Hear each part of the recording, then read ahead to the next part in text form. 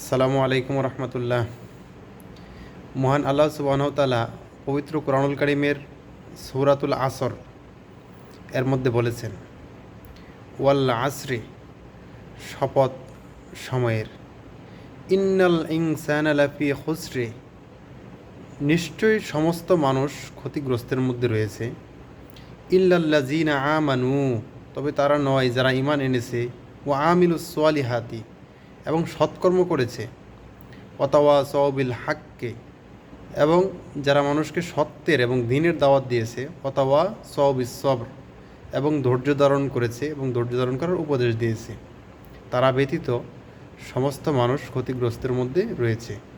আসুন আমরা ক্ষতি থেকে বাঁচি, আর ক্ষতি থেকে বাঁচতে হলে আল্লাহ তাআলার যে ঘোষিত বিধান কোরআনুল কারীম মোতাবেক আমাদের জীবনযাপন করতে হবে। আল্লাহ তাআলা আমাদেরকে তৌফিক দান করুক, আমিন।